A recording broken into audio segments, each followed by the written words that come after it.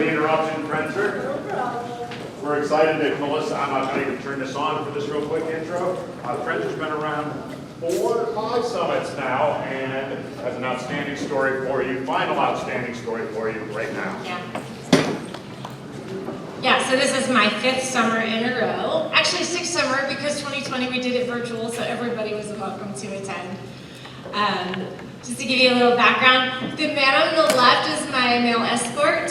No, seriously, Verno calls him that from PNC. Oh, we've been married 27 years. Call us thank you. There's my kids on the right. During the goose chase on Monday, it said 3 teenagers. That was 4 years ago. So my oldest is going to be a senior at Penn State Baird. We are. My middle daughter is going to be a sophomore at Penn State Shenango, which is one of the ones that's closing in 2 years. And my youngest is my son. He is going to be a senior in high school, and he just got his Eagle Scout award. And so, just a quick timeline. Graduated in the late 1900s. From City College. You know what, it's true. My teenager, like, Mom, you grew up in the 1900s. Okay. Taught for 5 years at a small Christian school. My smallest class was 9, my largest class was 20. It was a dream. Then I had the pleasure and the blessing to stay at home with my kids for 12 years and raise them. So I stay-at-home mom, but I wasn't just a stay-at-home mom. I worked for Science in Motion. Anybody familiar with Science in Motion? Yeah. So I got to be an elementary mobile educator and took cool science labs, inquiry boost, so that's what it was called then, to schools. And so I kept my foot in the door through those 12 years. And then I got hired when my son went to 1st grade at Grove City Area School District, where I now teach 6th grade math and, of course, Game of Fun. Something else you need to know about me is I spend a lot of time on social media because I am the PACT social media chair. And I also did all the social media for KTI this week and the Remind. And if you happen to look at the return address on your purple envelope you got last month and saw Slippery Rock, that's me. So, with my time on social media, I come across a lot of memes and things like this. It says, "Teacher Truth, every seat holds a story." And this got me to thinking about all of the students that we have over the years and how I feel it's our job to get to know those stories and those seats. And it also helps me to think about when I was in their seat and the teacher I needed. And I remember some of those students fondly. And then some of those students you're like, you'll never forget, right? But it helps me to remember that I need to be the teacher I needed to be when I was sitting in those seats. So I just wanted to share some stories about my students, some teachers, and how that has made me the teacher that I am today. So my first year at the private school, there was John Phillip. John Phillip was from the South, so he had this amazing accent. In fact, one day at recess, I said, "John Phillip, where are your gloves?" He goes, "Well, my hands are kind of cold." And my husband and I still say that to this day. But John Phillip was one of those students that was always in his head. He had ADD, not HD, but the ADD part. And I realized in order to captivate him to learn, I had to engage him, both his body and his mind. And it taught me a lot that first year that the kind of teacher I wanted to be. And that reminded me of Mr. Coe. Mr. Coe was my 7th grade Ohio, yes, I'm born and raised in Ohio, OH. Ohio! Thank you. I know. So he had all of these crazy sayings and things that I still can tell you all the Ohio, in fact, yesterday when you did all the presidents activity with John Meehan, I can tell you all the presidents from Ohio: Harrison, Marty and Haynes, Grant,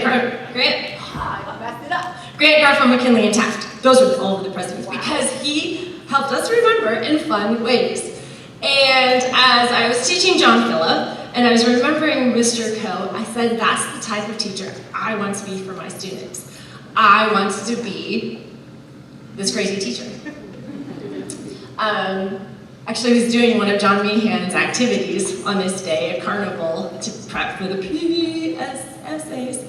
And so yeah, that's my teacher superpower. I love student engagement. That's why I gamify, because student engagement is important to me.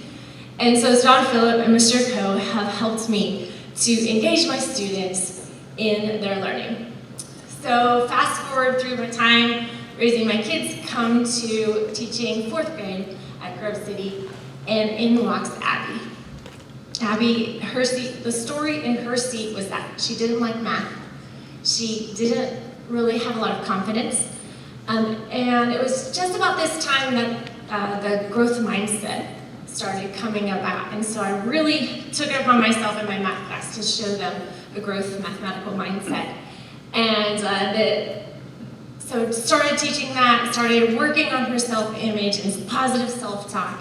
And then later that summer after school let out, I saw Abby's mom and she said, "Thank you, you made such a difference," because she believes in herself and she sees herself as a mathematician. She's gonna graduate this year, so that's pretty exciting. I don't know if she's studying math, but yeah.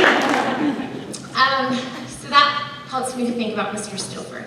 I had trouble learning to read when I was a little kid, and so I changed schools in 5th grade, and it was quiet. In fact, I was so quiet, and you can believe this if you know me. I was so quiet, my 3rd grade teacher called my mom after the first few weeks of school and said, "Is there something wrong with Melissa? She hasn't talked yet."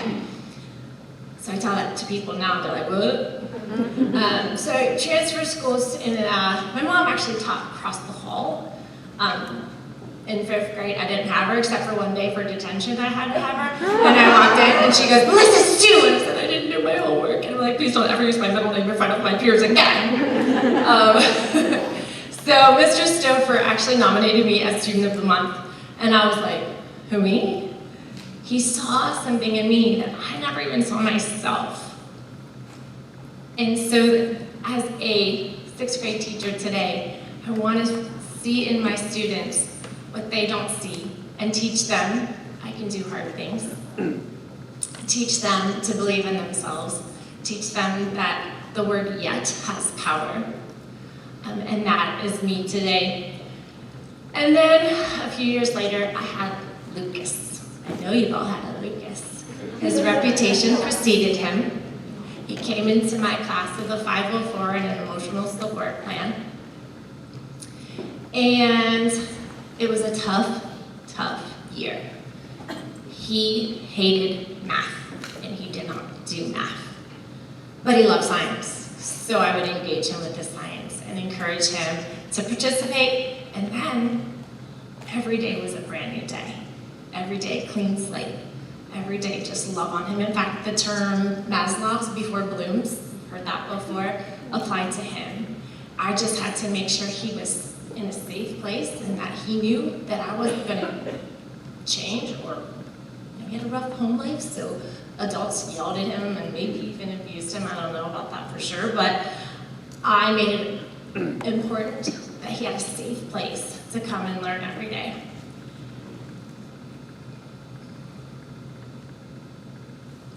And so that leaves me, oh, I'm so tired, I'm gonna cry.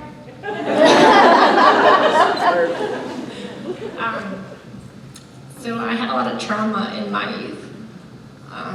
My dad was an absentee dad, and when we saw him, he was on drugs. And I don't even talk to him this day. My mom was a teacher, and she was a good teacher, but she was really busy with my younger brother, who was strong-willed. And so I had a lot of trauma. Like I said, I didn't learn to read right away from my trauma. And then I entered middle school and had a lot of mental health problems. And back then, in the 80s, it wasn't identified like it is today. The SEL wasn't as important. But Mrs. Goldsnow, she was our health and PE teacher. She taught SEL before it was even called SEL. And she saw something in me and encouraged me. She actually helped me get help outside of school. And she actually nominated me to be a peer leader to help other kids go through. It was basically like to prevent use of drugs and alcohol, because she knows that that was part of my story. And so I remember fondly Mrs. Coldsnow and how she helped me through that time, and she created that safe place at school for me. So that's my goal today, is first love on those kids, get to know those kids and have relationships with them, and provide that safe space for every student to learn, because we're always going to have those Lucases in our seats in our class. So the year after I had Lucas, it became very important for me to remember my why. Why is it that I'm doing this hard job? So I ask you this morning, what's your why? Is it to be the teacher you needed when you were younger? Because that's it for me. That's why I teach. And then I have to plug this in because Becca and her crew still call me Mama Marigold. Mama Marigold! So there was about 2017, this Cult of Pedagogy blog wrote an article about finding your marigolds. Has anyone else ever heard of the story, Find Your Marigolds? Great. If you haven't, a marigold is a companion plant that helps other plants grow and be strong around them. And so Missy actually has the marigold tattooed on her, and it's lovely. It's a great article. If you just type in Find Your Marigolds, you'll see it. But so I would encourage you, you're part of our KTI family, and so you have marigolds, you have us, and I'll be your Mama Marigold if you need me. But find your marigolds, stay plugged into the KTI family, remember your why, and remember to be the teacher that you needed when you were younger. I'm not telling you it's going to be easy, but it's going to be worth it. Thank you.